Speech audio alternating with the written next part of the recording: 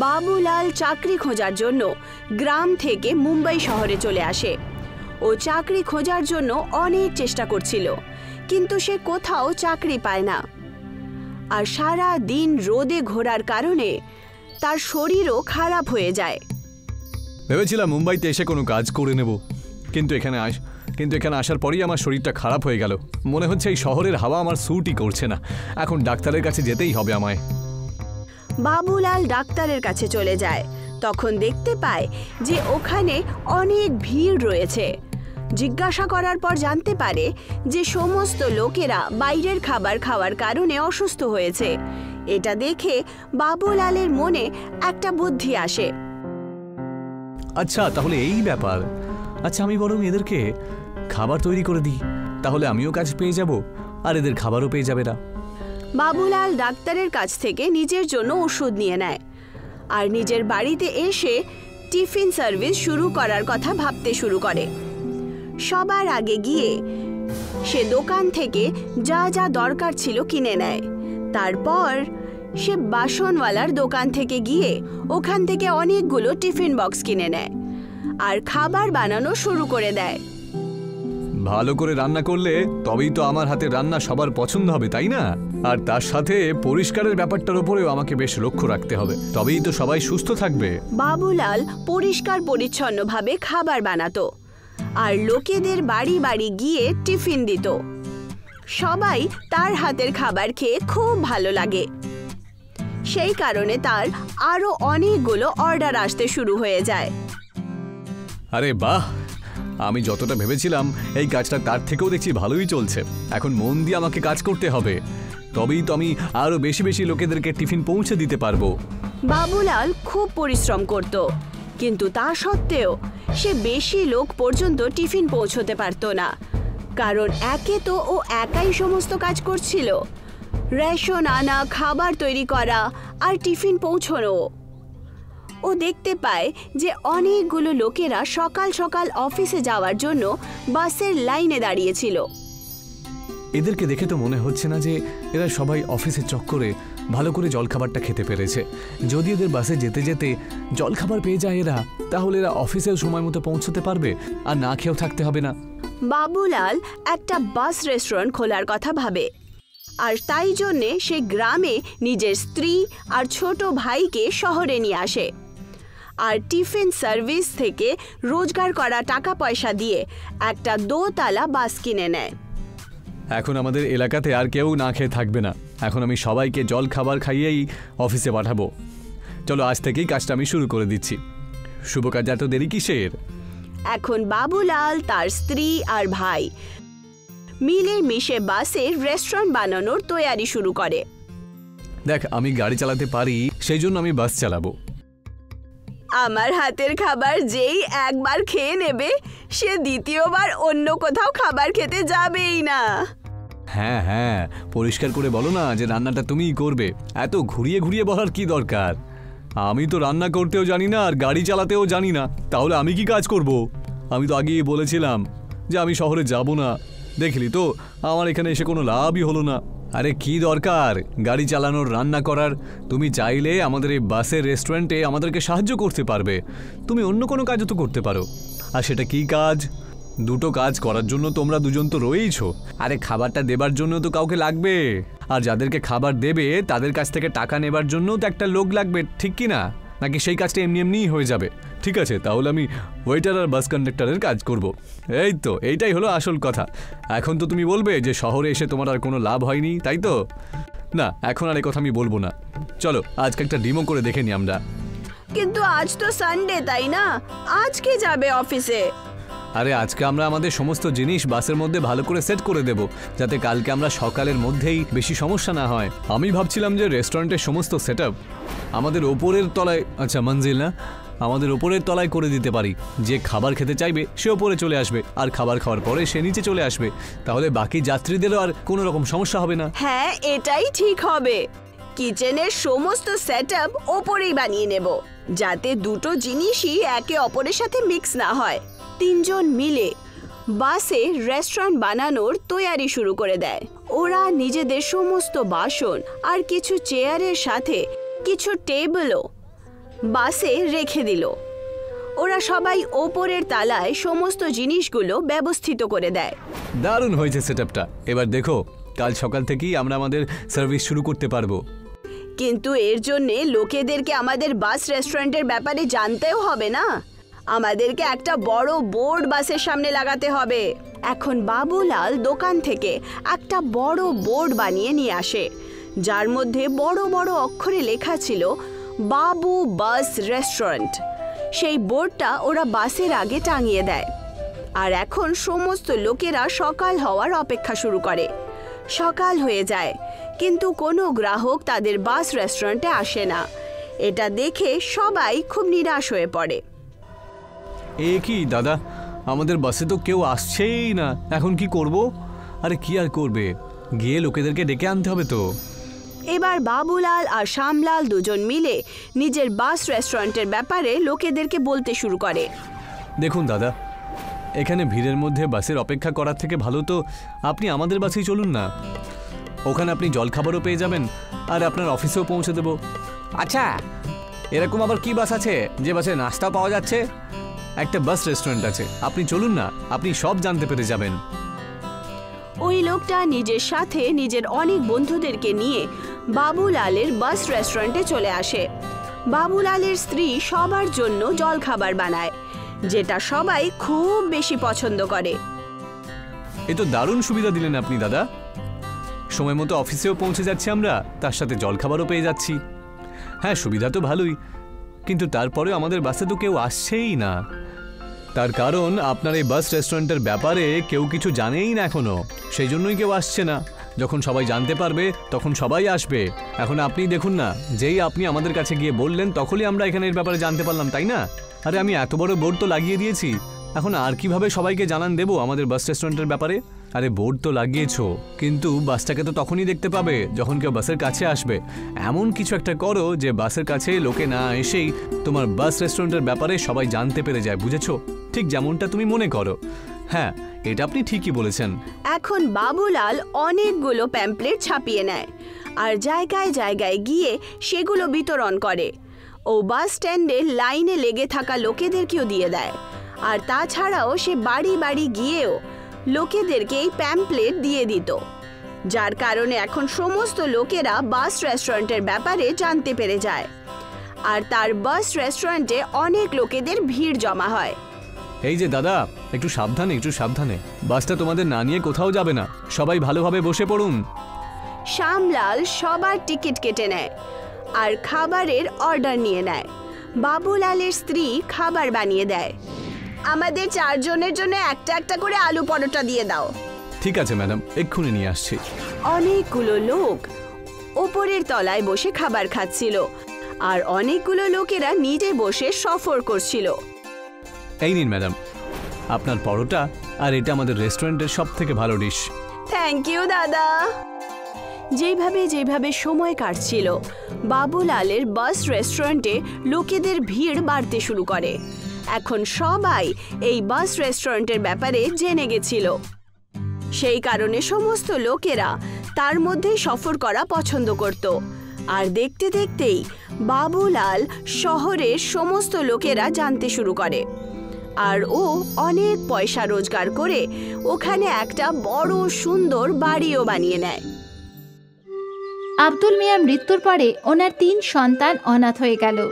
এখন ওদের মাথার ওপর বাবার ছায়া নেই। এখন কি হবে? আমাদের সংসার কিভাবে চলবে? দুজন মেয়ের বিয়েও দিতে হবে। হে আল্লাহ, কিছু তো সাহায্য করো। মা, এখন আমাদের বাইরে বেরিয়ে কাজ করতে হবে। কিন্তু তুই কি কাজ করতে পারবি? আমি তো শুধু একটাই ভালো কাজ পারি, সেটা হলো খাবার বানানো। আমরা একটা বিরিয়ানির দোকান দিলে কেমন হয়? কিন্তু তাতে তো অনেক টাকা লাগবে দিদি। টাকার কথা ভেবো না, আমার গয়নাগুলো কবে কাজ আসবে। আর একবার সবকিছু ঠিক হয়ে গেলে তোমরা সবাই মিলে ছাড়িয়েন। কিন্তু মা, বাবা ওগুলো তোমার জন্য কিনেছিল। বাবু, আমার প্রথম দায়িত্ব হলো তোমরা। গয়না নিয়ে কি করব? ওগুলো তো আবার বানাতে পারবো। ঠিক আছে। শেফালি ওর মায়ের গয়না নিয়ে নিল আর বন্ধক দিয়ে 20,000 টাকা পেল। টাকা দিয়ে ওরা একটা ছোট্ট ঠেলা গাড়ি কিনলো আর 3 ভাই বোন মিলে ওই ঠেলা গাড়ি নিয়ে কাজ করত। নিয়ে যাও গরম গরম বিরিয়ানি। এত ভালো খেতে যে আঙুল চাটতেই থাকবে। নিয়ে যাও গরম গরম বিরিয়ানি। অনেক লোক ওদের দোকানে বিরিয়ানি খেলো আর সবার ওর বিরিয়ানি খুব ভালো লাগলো। বা দারুণ বিরিয়ানি, আমরা এত ভালো বিরিয়ানি কোনো দিনই খাইনি। হ্যাঁ, খুব ভালো বিরিয়ানি। ধন্যবাদ দাদা, এটা আমাদের মায়ের রেসিপি, আমাদের মায়ের স্পেশাল বিরিয়ানি। দারুণ খেতে। আর কিছুদিনের মধ্যেই ওদের দোকান ভালো চলতে লাগলো, লোকের ভিড় করতে লাগলো। আমার 2টো বিরিয়ানি পার্সেল করে দিও। ঠিক আছে। আমাকেও দাও। এখন আর নবীনকে লোকজনদের ডাকতে হয় না। দোকানে এত ভিড় হতো যে 3জন ভাই বোন মিলে অর্ডার নিত। এই নিন আপনার অর্ডার। এটা আপনার। এটা আপনার। 1 মাস পরে শেফালিও রোজগার করার টাকা গুনছিল। এই নাও মা, এই মাসে লাভ 20,000 টাকা। কি? তুমি ঠিক শুনেছ, 20,000 টাকা। এতগুলো টাকা? আমাদের বিরিয়ানির লোকেদের খুব ভালো লেগেছে। দোকানে সবসময় খরিদ্দারের ভিড় থাকে মা। হে আল্লাহ, তোমার অনেক অনেক ধন্যবাদ। তুমি আমাদের সন্তানদের সফল করেছো। ধন্যবাদ মা। পরের মাসে তোমার গয়না আমি ছাড়িয়ে নেব ইনশাআল্লাহ। আজ শেফালির পরিবার সবাই খুব খুশি ছিল। ওর বাবার মৃত্যুর পরে প্রথমবার ওদের বাড়িতে কিছু ভালো হচ্ছিল। 3 ভাই বোন নিজেদের পরিশ্রম চালিয়ে গেল আর অনেক গুণ বেশি লাভ করতে থাকলো। এই সব কিছু আমাদের 3 জনের মিলমিশের কারণে হচ্ছে। একদম দিদি। আর আমরা সবসময় মিলেমিশেই থাকবো। হ্যাঁ, সব সময়। কিছু মাস পরে ওরা ঠেলা গাড়ি থেকে হোটেল খুলে ফেললো। নবীন কাউন্টারে বসতো, শেফালি আর সানা বিরিয়ানি বানাতো। নবীন ভাই সেই একই ঠেলাঠেলি গাড়ির মতো। হ্যাঁ, এটাই তো আমাদের মায়ের রেসিপি। দাদা, রান্না কোনোদিনও বদলাবে না। লোকজন সব সময় ওদের বিরিয়ানির প্রশংসা করত। আস্তে আস্তে ওরা পার্টির ক্যাটারিং এর কন্ট্রাক্টও পেতে থাকলো। ভাই, আমার বাড়িতে কাল একটা পার্টি আছে, 9 জনের বিরিয়ানি চাই। হ্যাঁ, একদম পেয়ে যাবেন। এখানে যেমন খায় সেই রকম যেন ভালো খেতে হয়। নিশ্চয়ই সেই রকমই খেতে হবে। আপনি চিন্তা না করে অর্ডার দিয়ে যান। 3 ভাই বোন খুব খুশি ছিল যে ওদের ব্যবসা বড় হচ্ছিল। তারপর একদিন কি হলো, এই অর্ডারটা এখনো গেল না? ওই কাদের বাবুর বাড়িতে গিয়েছিল, কিন্তু কোনোভাবেই বিয়ে ভেঙে গেছে, তাই এখন খাবার যাবে না। হে আল্লাহ, একদম ঠিক হয়নি। তুমি এক কাজ করো, ওই খাবারগুলো গরিবদের খাইয়ে দাও, অন্তত পক্ষে আশীর্বাদ তো পাবে। ঠিক আছে দিদি। ওর বড় দিদির কথা মতো নবীন সব বিরিয়ানি ভিখারিদের খাইয়ে দিল। কিন্তু ওর ইচ্ছা ছিল না। যখন ও হোটেলে ফিরল তখন সানা ওখানেই ছিল।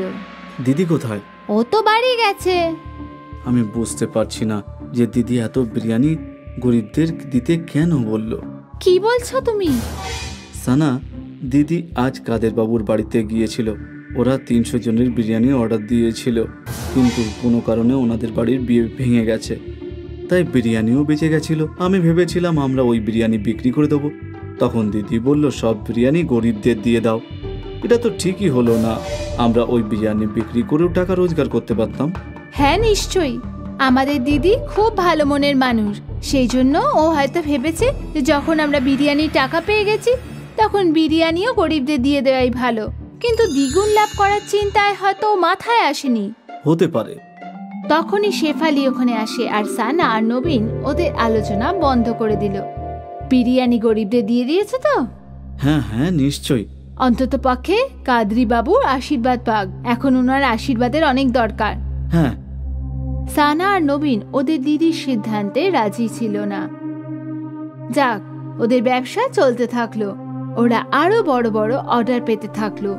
ওদের হোটেলও ভালো চলছিল। তারপর কিছু মাস পরে আরেকটা অর্ডার ক্যান্সেল হয়ে গেল। নবীন, আনসারি বাবুর অর্ডার ক্যান্সেল হয়ে গেছে, তুমি এইসব বিরিয়ানি গরিবদের দিয়ে দাও। ঠিক আছে দিদি। নবীন হ্যাঁ তো বলে দিয়েছিল, কিন্তু ওর ইচ্ছে ছিল না। বড় দিদি বাড়ি যাওয়ার পরে সানা আর নবীন কথা বলতে থাকলো। আমরা কি বিরিয়ানি বিক্রি করতে পারি না?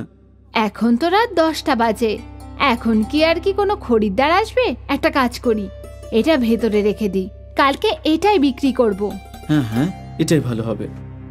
দুই ভাই বোন মিলে ওই বিরিয়ানি লুকিয়ে রাখলো। পরের দিন ওরা প্রথমে ওই বিরিয়ানি বিক্রি করলো, আর ওরা দুজন খুব খুশি ছিল, কারণ দ্বিগুণ লাভ হচ্ছিল। আর শেফালি এই কথা জানতো না। তারপর থেকে যখনই কোনো অর্ডার ক্যান্সেল হতো, সানা আর নবীন পরের দিন ওটা হোটেলে বিক্রি করত। এই ঘটনা অনেক মাস ধরে চলতে থাকলো। একদিন এই বাসি বিরিয়ানি একজন রেগুলার খরিদ্দারকে দেয়া হলো। নবীন ভাই, কিছু তো গন্ডগোল আছে, বিরিয়ানি আর তেমন খেতে নেই। এটা কি করে হতে পারে ভাই? আমরা তো বরাবর একই বিরিয়ানি বানাই। ঠিক আছে।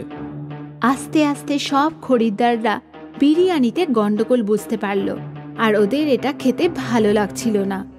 হঠাৎ করে ওদের হোটেলে খরিদ্দার কমে গেল। তখনই শেফালি ভাবতে থাকলো, হঠাৎ করে এমন কি করে হয়ে গেল? আমাদের খরিদ্দার কমে গেল কি করে? এইভাবে চলতে থাকলে কিভাবে হবে? নবীন ওর ভুল বুঝতে পারল। ওর দিদির কাছে কাঁদতে থাকলো। আমার দোষ, আমি আর সানা দিদি মিলে খরিদ্দারকে বাসি বিরিয়ানি খাইয়েছি। কি? নবীন ওর দিদির সামনে সব ভুল স্বীকার করে নিল। এটা তুই কি করলি? বেশি লাভ করার চক্করে ব্যবসায় খারাপ করে দিলি। এবার আমরা গ্রাহককে কি করে ফেরত আনবো? আমাদের ক্ষমা করে দাও দিদি। আমরা জানতাম না যে এরকম কিছু হবে। তোমার লোভের জন্য সবকিছু শেষ হয়ে গেল। তিনজন ভাবতে লাগলো যে ওরা এখন কি করবে। তারপর পরের দিন শেফালি একটা উপায় পেল। শেফালি একটা বোর্ডে লিখল, আমাদের ক্ষমা করে দিন, আমাদের ভুলের জন্য আপনাদের বিরিয়ানি খেতে হয়েছে, আমরা লজ্জিত। সেই জন্য আগামী 1 সপ্তাহ ধরে আমরা সবাইকে বিনা পয়সায় বিরিয়ানি খাওয়াবো। এই বোর্ডটা শেফালি হোটেলের বাইরে টাঙিয়ে দিল। কাস্টমাররা বোর্ড পড়ে ফ্রিতে বিরিয়ানি খাওয়ার জন্য হোটেলে এলো। আর আবার একবার ওদের টাটকা বিরিয়ানির স্বাদ ভালো লাগতো। এটা তো একেবারে আগের মতো। হ্যাঁ হ্যাঁ, দারুণ লাগলো। যদি ওদের 1 সপ্তাহ ফ্রিতে বিরিয়ানি খাওয়াতে হলো, কিন্তু ওদের সমস্যার সমাধান হয়ে গেল। ওদের খরিদ্দাররা ফিরে এলো, আর সানা আর নবীন বুঝতে পারলো যে লোভ বাজে জিনিস। আবার একবার আম্মির বিরিয়ানি চলতে থাকলো। রাজস্থানের এক এলাকাতে ইন্দ্রলোক নামের একটা গ্রাম ছিল। এই গ্রামের নাম ইন্দ্রলোক এই জন্যই ছিল কারণ এখানকার মানুষ বৃষ্টির জলে নির্ভরশীল ছিল, আর এখানকার লোকেরা বিশ্বাস করত যে বৃষ্টি ইন্দ্র দেবতা করায়। এই জন্য এখানকার লোকেরা বছরে একবার ইন্দ্র দেবতার জন্য বিশাল বড় যজ্ঞ করত। আমাদের গ্রামটা মরুভূমিতে থাকা সত্ত্বেও কত ভালো, তাই না? হ্যাঁ, আমাদের গ্রামের ওপরে ইন্দ্র দেবতার কৃপা রয়েছে। না হলে রাজস্থানের মতো এক জায়গায় একটা ভালো গ্রাম না আমি কোথাও দেখেছি, না যদি শুনেছি। হ্যাঁ, সেটা ঠিক। এই গ্রামের ওপরে ইন্দ্র দেবতার কৃপা রয়েছে, আর ওনার আশীর্বাদেই এই গ্রামে সময় মতো ঠিক বৃষ্টিটা হয়। আর সেই জন্যই তো এরকম শুকনো মরুভূমিতেও আমাদের জলের কোনো অভাব হয় না। এই সপ্তাহে ইন্দ্র দেবতার জন্য একটা বিশাল বড় যজ্ঞ হতে চলেছে। আমাদের সবার এখন থেকেই তার জন্য প্রস্তুতি নেওয়া উচিত। হ্যাঁ, ঠিক বলেছো, প্রস্তুতি তো নিতেই হবে। কিন্তু আজকে দাদাকে আনতে আমাকে এয়ারপোর্টে যেতে হবে, বুঝতে পেরেছো? আজকেও বিদেশ থেকে ফিরছে, তাই আমি আজকে যেতে পারবো না। কোনো ব্যাপার নয়, তুমি তোমার ভাইকে নিতে চলে যাও, আমি এখানে সবকিছু সামলে নেব। সুরেশ নিজের দাদাকে নেয়ার জন্য এয়ারপোর্টের দিকে বেরিয়ে গেল, আর সুপ্রিয়া যজ্ঞের সমস্ত ব্যবস্থা করতে রেডি হয়ে গেল। সুরেশ কিছুক্ষণ পরে নিজের দাদাকে নিয়ে গ্রামে ফিরল। মহেশ গ্রামে এসে খুব খুশি হলো। এখানকার তাজা হাওয়া, তাজা জল আর খোলা আকাশের নিচে থাকতে খুব ভালো লাগছিল। আরে বাহ, আমার গ্রাম তো দেখছি খুবই সুন্দর। আমি শুধু শুধু বছরের পর বছর বিদেশে থেকে কষ্ট করে জীবন কাটাচ্ছি। কেন দাদা, তোমার বিদেশে থাকতে ভালো লাগে না? আরে না না, সেরকম কিছু না, বুঝলি? কিন্তু ওখানকার আকাশ এতটা পরিষ্কার নয় যেমনটা এখানে রয়েছে। ওখানে তো আকাশে চারিদিকে শুধু ধোঁয়া ধোঁয়াই দেখা যায়, বুঝতে পেরেছিস? নানা রকম কোম্পানি রয়েছে, সেই সব কোম্পানির ধোঁয়া, আবার কোথাও গাড়ির ধোঁয়া দেখা যায়। আরে ওখানে খাবার জল তো বোতলে ভরে রাখা হয়, বুঝলি? কিন্তু এখানে কুয়োয় রাখা টাটকা টাটকা জল খেতে পাওয়া যাচ্ছে। হ্যাঁ, এটা তো তুমি ঠিকই বলেছ। আমাদের গ্রামের চেয়ে সুন্দর জায়গা আর কোথাও নেই। এখন তো আমারও তাই মনে হচ্ছে। আরে দেখিস, গ্রাম ছেড়ে যেতে আমার আর ইচ্ছে করবে না। মহেশ আর সুরেশ নিজেদের মধ্যে কথা বলছিলই তখনই সেখানে সুপ্রিয়া ওদের কাছে এলো। নমস্কার দাদা। নমস্কার, কেমন আছো তুমি? আমি ঠিক আছি দাদা, তুমি কেমন আছো? আমিও ঠিক আছি, আর এখানে আসার পর থেকে তো আমার আরো বেশি ভালো লাগছে। সুপ্রিয়ার হাতে একটা থলি ছিল যেখানে যজ্ঞের সামগ্রী ছিল। আচ্ছা, এই তোমার হাতে এটা কি রয়েছে? দাদা, আমাদের এই গ্রামে প্রত্যেক বছর ইন্দ্র দেবতার জন্য একটা বড় যজ্ঞ হয়। এইবারও সেই যজ্ঞ হবে, আর তার সময়ও খুব তাড়াতাড়ি চলে এসেছে, আর এই জন্যই সবকিছুর জন্য প্রস্তুতি নিচ্ছিলাম। সুপ্রিয়ার এই কথা শুনে মহেশ চিন্তায় পড়ে যায়। ইন্দ্রদেবের জন্য যজ্ঞ? তার মানে? তুমি তো জানোই দাদা, আমাদের গ্রামের নাম ইন্দ্রলোক। এখানে ইন্দ্র দেবতার অনেক কৃপা আছে। ওনার আশীর্বাদেই এখানে সব সময় ভালো বৃষ্টি হয়, যার ফলে এখানে কখনোই জলের অভাব হয় না। আরে এসব তো মানুষের মনের একটা ভুল ধারণা। তোমরাও সত্যি আজকালকার দিনে এইসব বাজে কথার উপরে ভরসা করো? এরকম কথা নয় দাদা, গ্রামবাসীরা সবাই এই কথাই বিশ্বাস করে, আর এটা আজ থেকে নয়, অনেক বছর ধরে চলে আসছে। আপনিও যজ্ঞে নিশ্চয়ই আসবেন। তা এই যজ্ঞটা কোথায় হবে সেটা বলো। তোমার ক্ষেতে, যেখানে ইন্দ্রদেবতার একটা ছোট মন্দির আছে, ওখানেই সব সময় যজ্ঞ হয়। এই সুরেশ, আচ্ছা তুই কি আমাকে ওই মন্দিরটা দেখাতে পারবি একটু? হ্যাঁ দাদা, চলো না, চলো। সুরেশ তার বড় দাদা মহেশকে ক্ষেতের দিকে নিয়ে গেল। ওখানে ইন্দ্র দেবতার একটা ছোট মন্দির ছিল। ক্ষেতে পৌঁছে মহেশ মন্দিরটাকে ভালো করে দেখতে থাকলো। আচ্ছা, তার মানে সমস্ত অন্ধবিশ্বাসের মূল এখান থেকেই শুরু হচ্ছে। মহেশ এগিয়ে যায় আর নিজের হাত দিয়ে ইন্দ্র দেবতার মন্দিরটা ভেঙে ফেলে। মহেশকে এরকম করতে দেখে সুরেশ ভয় পেয়ে যায়। এটা তুমি কি করছো দাদা? আরে অন্ধবিশ্বাসের এই মূলটাকে আমি উপড়ে ফেলে দিচ্ছি। আর দেখতে দেখতে কিছুক্ষণের মধ্যেই মহেশ মন্দিরটাকে ভেঙে ফেলে। আর আকাশ থেকে ইন্দ্র দেবতা দেখতে পায় যে মহেশ তার এই মন্দিরটা ভেঙে দেয়। তো ইন্দ্র দেবতা খুবই রেগে যান আর মেঘের দিকে রেগে গিয়ে তাকিয়ে থাকে, যার ফলে আকাশে বড় বিদ্যুতের সৃষ্টি হয়। ইন্দ্র দেবতার রাগে মেঘ খুব জোরে জোরে গর্জে ওঠে আর ইন্দ্রলোক গ্রামে খুব মুষলধারে বৃষ্টির সৃষ্টি হয়, যার ফলে গ্রামে জল জমা হতে থাকে। আরে এটা আবার কি হলো? হঠাৎ করে এত জোরে বৃষ্টি? আরে ইন্দ্রদেব রুষ্ট হয়েছেন, সেই জন্যই এসব হচ্ছে। তুমি ওনার মন্দিরটা ভেঙে ভালো করনি দাদা। আরে এসব তুই কি আজেবাজে বকছিস? একটা মন্দির ভাঙার জন্য এত জোরে বৃষ্টি কি করে হতে পারে বলতো? মুষলধারে বৃষ্টি আরো বেড়ে যায় আর গ্রামে জলের পরিমাণ বেড়ে যেতে শুরু করে, যার ফলে জায়গায় জায়গায় জল জমা হতে থাকে আর মানুষের ঘরেও জল ঢুকতে থাকে। সুপ্রিয়া সুরেশের কাছে গেল। আরে গ্রামে এত বৃষ্টি কিভাবে শুরু হলো? এইসব মহেশ দাদার জন্য হচ্ছে।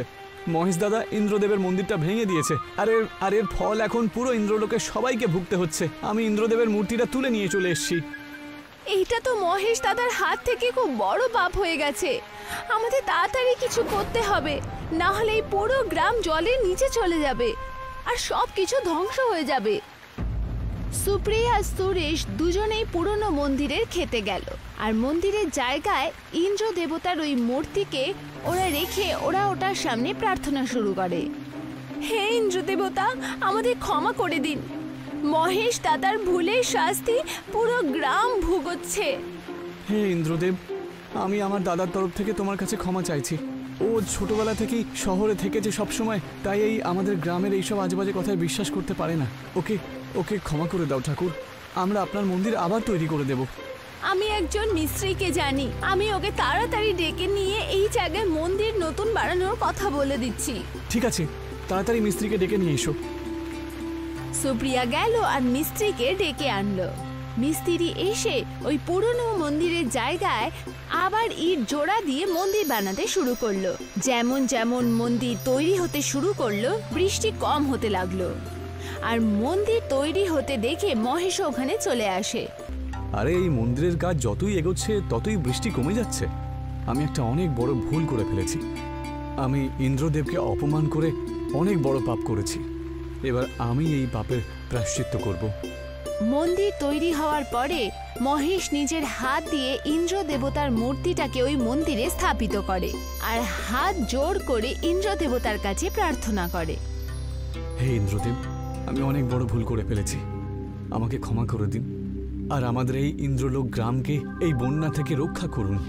মহেশকে মন্দিরের মধ্যে মূর্তি স্থাপন করতে দেখে ইন্দ্র দেবতা খুবই প্রসন্ন হয়ে যায় আর নিজের শক্তি দিয়ে বৃষ্টিকে থামিয়ে দেয়।